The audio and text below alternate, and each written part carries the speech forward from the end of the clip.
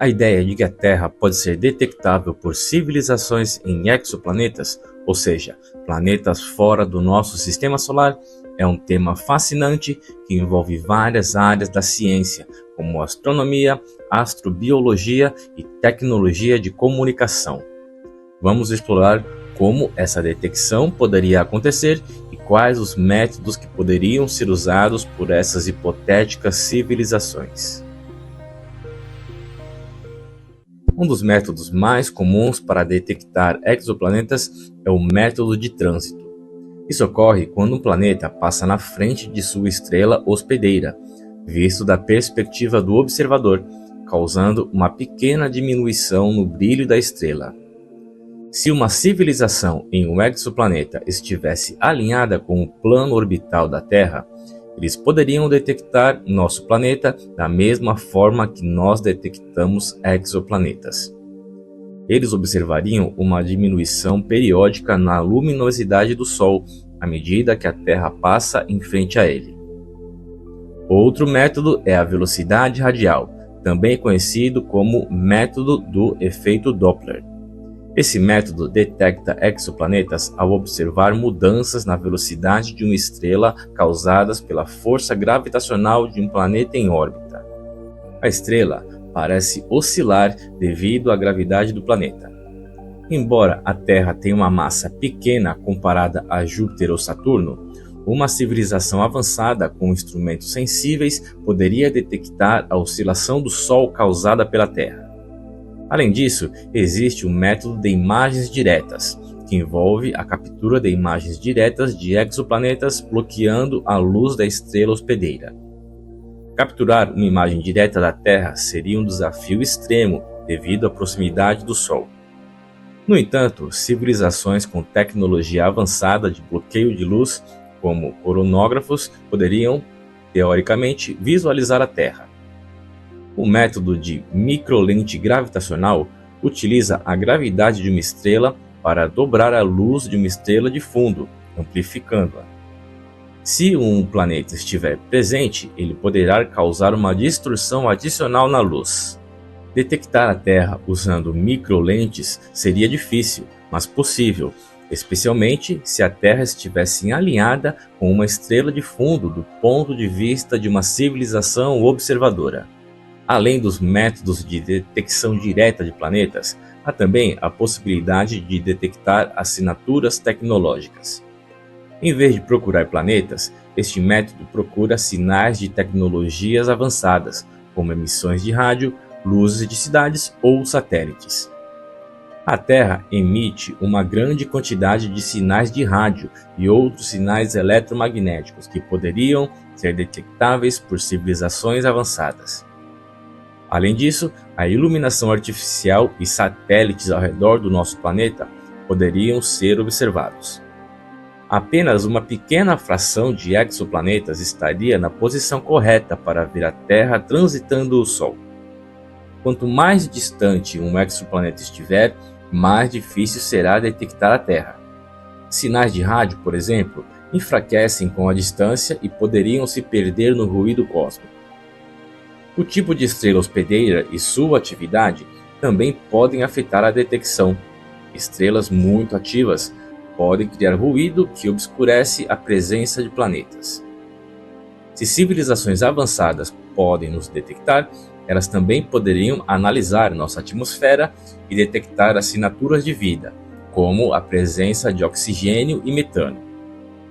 Embora seja teoricamente possível que a Terra seja detectável por civilizações em exoplanetas, vários fatores tornam essa detecção um desafio significativo. Pesquisas identificaram estrelas que estariam em uma posição privilegiada para detectar a Terra através do método de trânsito, um dos métodos mais eficazes para detectar exoplanetas como o nosso. Em um estudo de Lisa Kaltenegger e Joshua Pepper, publicado na revista científica Nature, foram identificadas estrelas que estariam alinhadas de tal forma que poderiam observar a Terra passando na frente do Sol.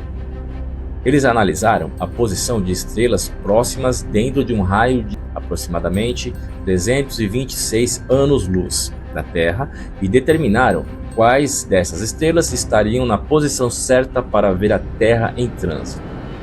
O estudo encontrou 1.715 estrelas que tiveram uma linha de visão da Terra nos últimos 5.000 anos, 319 estrelas que estarão nessa posição nos próximos 5.000 anos.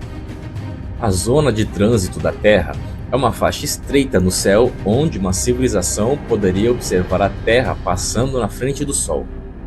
Essas estrelas precisam estar alinhadas com o plano da elíptica, o plano no qual a Terra orbita o Sol. Ross 128, uma anã vermelha a cerca de 11 anos-luz da Terra, é uma das estrelas mais próximas que poderia ter detectado a Terra nos últimos milênios. Teegarden Star, também uma anã vermelha a aproximadamente 12 anos-luz da Terra, está na posição certa para detectar a Terra em um trânsito no futuro próximo. Estrelas tipo G, como o Sol, são bons alvos para a detecção de planetas terrestres usando o método de velocidade radial. Se uma civilização em um exoplaneta estivesse observando uma estrela similar ao Sol, eles poderiam detectar oscilações causadas por um planeta como a Terra. Sistemas estelares próximos, como o sistema Alpha Centauri, incluindo Alpha Centauri A, B e Próxima Centauri, estão muito próximos, a cerca de 4,37 anos-luz. Esse sistema é frequentemente estudado em busca de exoplanetas usando múltiplos métodos, incluindo imagens diretas e velocidade radial. Identificar estrelas que poderiam detectar a Terra ajuda na busca por vida, pois esses sistemas são alvos principais para a nossa busca de exoplanetas habitáveis. Se sabemos quais estrelas podem nos ver, podemos focar nossos esforços de comunicação, como mensagens de rádio, nesses sistemas estelares, aumentando a chance de contato bem-sucedido com civilizações extraterrestres. A detecção da Terra por exoplanetas é um campo dinâmico que combina avançadas técnicas de observação com uma compreensão profunda de nosso próprio sistema solar. Identificar estrelas que estão em uma posição privilegiada para detectar a Terra não só nos ajuda a entender melhor nossa própria visibilidade no cosmos, mas também guia nossas futuras buscas por outras terras, possivelmente por vida fora do nosso planeta. Medir distâncias no universo sempre foi um desafio fundamental para a astronomia. Desde os primeiros estudos astronômicos, diversas técnicas foram desenvolvidas para calcular essas distâncias, cada uma com seu próprio alcance e nível de precisão. Mas como funciona essa medição para objetos tão distantes? Entre os métodos tradicionais, a paralaxe estelar é uma das técnicas mais antigas e precisas, usada para medir distâncias de estrelas próximas, até cerca de 1000 anos-luz. Esse método baseia-se no deslocamento aparente de uma estrela em relação ao fundo distante, visto de dois pontos diferentes na órbita da Terra ao redor do Sol. No entanto, a paralaxe estelar é limitada a distâncias relativamente curtas devido à pequena variação angular observada. Outra técnica tradicional envolve as cefeidas variáveis, estrelas pulsantes cuja luminosidade varia de forma regular. Cefeidas são estrelas que brilham e escurecem em ciclos regulares devido à sua pulsação, expandindo e contraindo. Essas estrelas são importantes na astronomia porque existe uma relação previsível entre o período de seu brilho variável e sua luminosidade real, permitindo que os astrônomos usem essas estrelas para medir distâncias a outras galáxias. A relação entre o período de pulsação e a luminosidade das cefeidas permite calcular a distância até cerca de 30 milhões de anos-luz. As cefeidas foram fundamentais para medir distâncias em nossa galáxia e em galáxias vizinhas, mas sua aplicação é restrita à presença dessas estrelas em galáxias distantes e ao ambiente galáctico. As supernovas do tipo Ia representam um avanço significativo nos métodos de medição de distância. Uma supernova ocorre quando uma estrela acaba com seu combustível para realizar a fusão nuclear, e a gravidade extrema faz com que a estrela exploda, criando uma luz que é maior que uma galáxia inteira.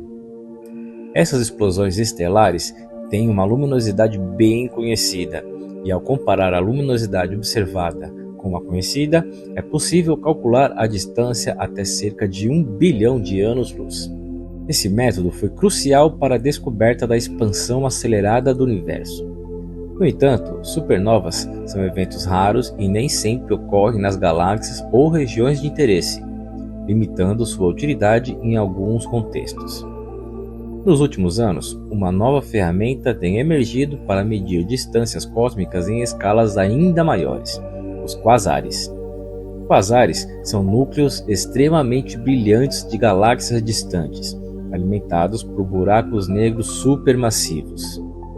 Eles emitem quantidades enormes de energia, fazendo com que sejam visíveis a bilhões de anos-luz de distância. Devido à sua alta luminosidade e características específicas de variação de brilho, os quasares são usados para medir grandes distâncias no universo.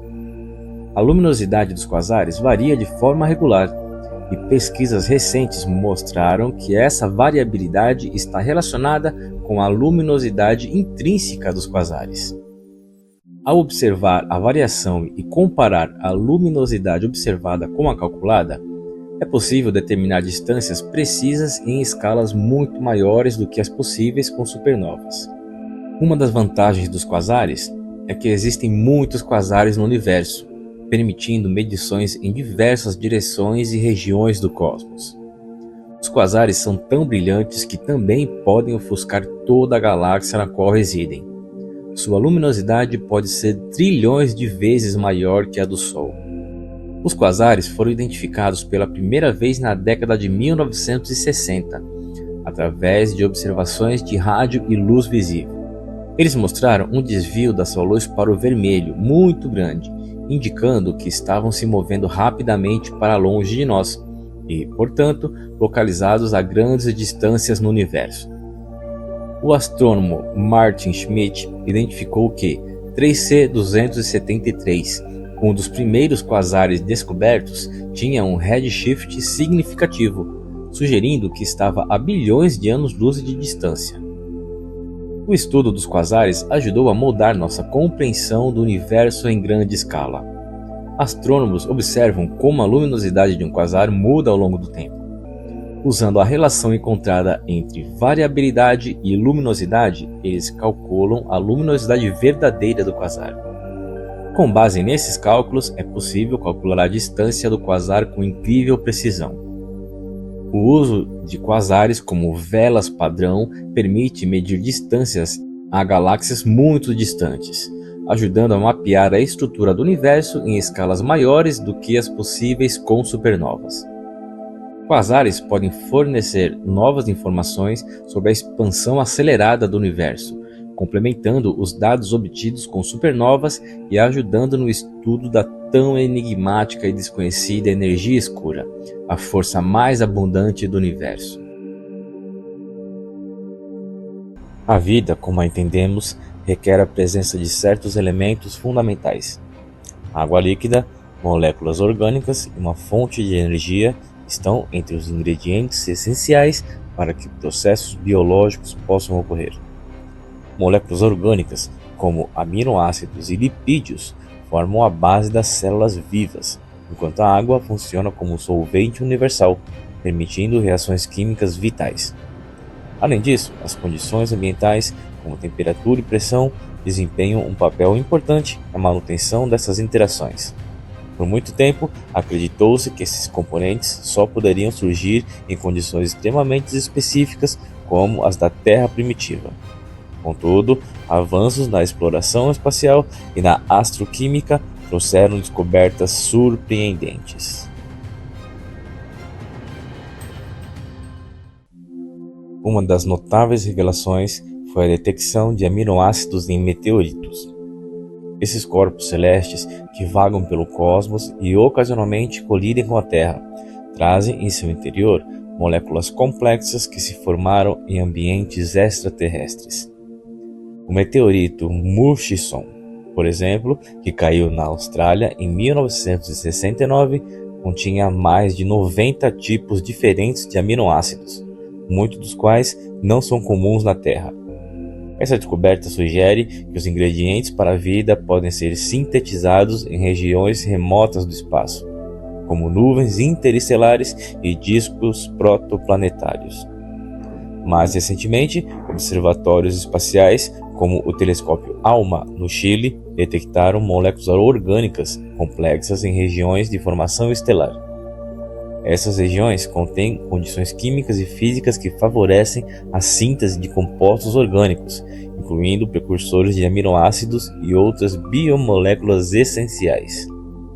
Em Titã, uma das luas de Saturno, foram identificadas moléculas orgânicas complexas em sua atmosfera, além de lagos de metano e etano em sua superfície, indicando que esse mundo tem uma química rica e potencialmente favorável à vida.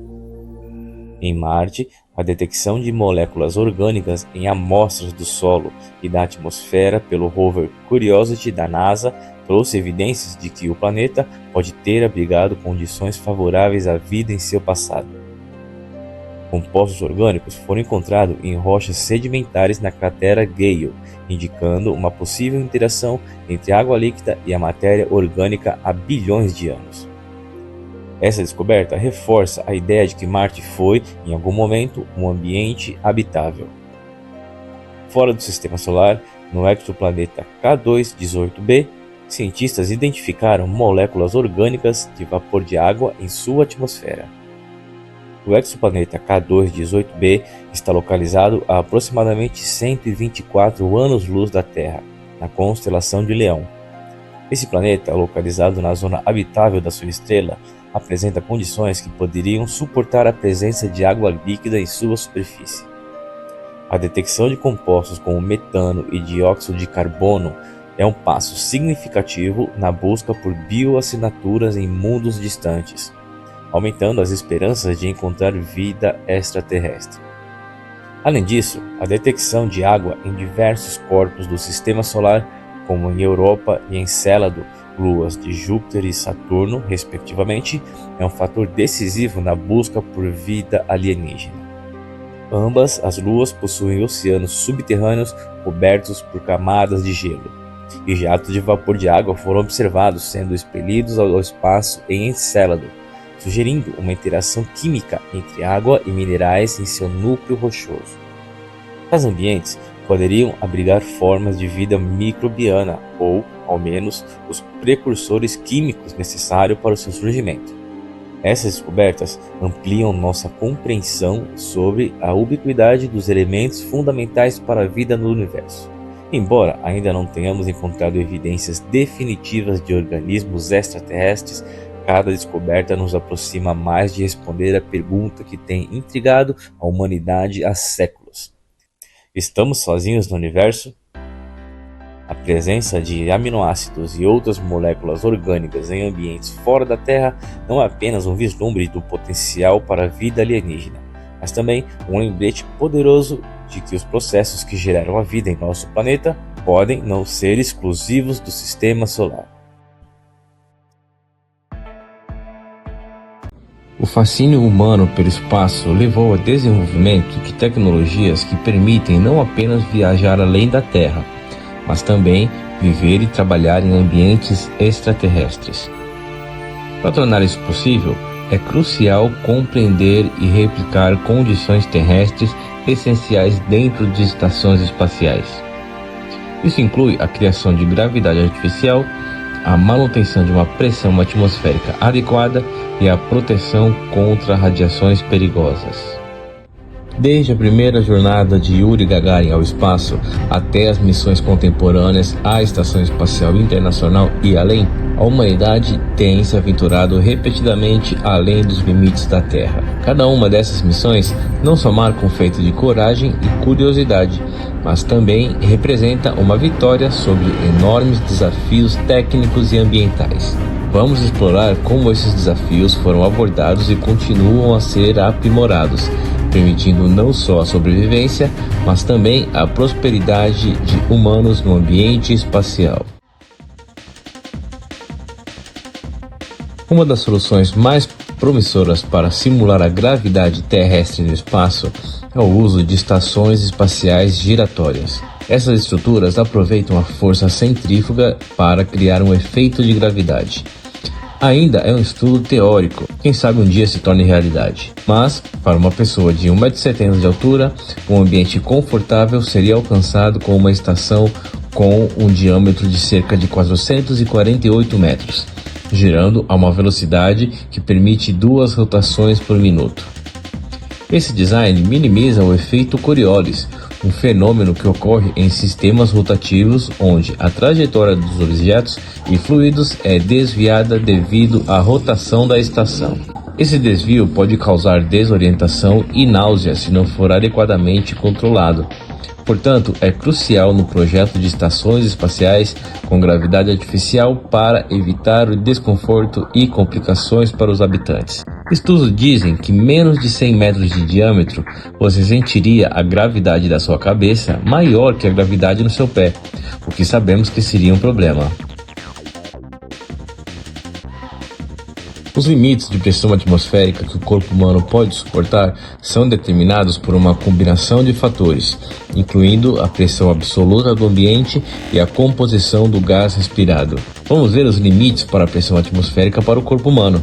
Abaixo de 0,06 atm, aproximadamente 6% da pressão atmosférica ao nível do mar, a pressão é insuficiente para manter a respiração normal e a oxigenação no sangue. Esse é aproximadamente o limite inferior para a pressão parcial de oxigênio necessária para sustentar a vida humana.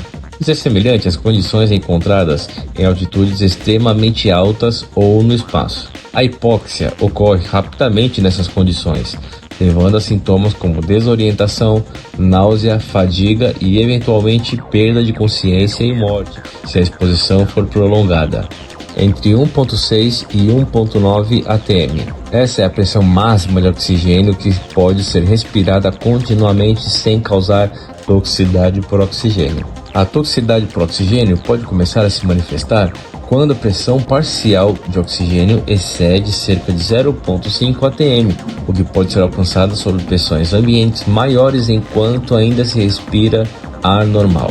A presença de sintomas graves como convulsões pode ocorrer em pressões mais altas. Existem diferenças de pressão atmosférica entre diferentes tipos de naves espaciais, dependendo do design da missão e da agência espacial. Em missões mais antigas, como as missões Apollo, a pressão dentro da cápsula era mantida em torno de 0,34 atm, que é significativamente mais baixa do que a pressão atmosférica ao nível do mar na Terra. Isso era feito usando uma mistura de oxigênio puro, o que reduzia o risco de incêndio, uma consideração importante após o incêndio da Apollo 1. Além da gravidade e pressão, a proteção contra a radiação é um grande desafio em órbitas terrestres altas. A estação espacial deve ser projetada para minimizar a exposição à radiação cósmica e solar, que aumenta significativamente fora da proteção do campo magnético da Terra. Materiais absorventes de radiação e áreas de refúgio são essenciais para garantir a segurança dos astronautas durante picos de radiação. O uso de água como barreira de radiação é particularmente atraente para missões espaciais, pois a água é também um recurso necessário para os astronautas, servindo múltiplas funções, como consumo, resfriamento e agora também proteção contra a radiação. A grossura eficiente de uma barreira de água para proteção contra a radiação depende do tipo de radiação e da intensidade da exposição.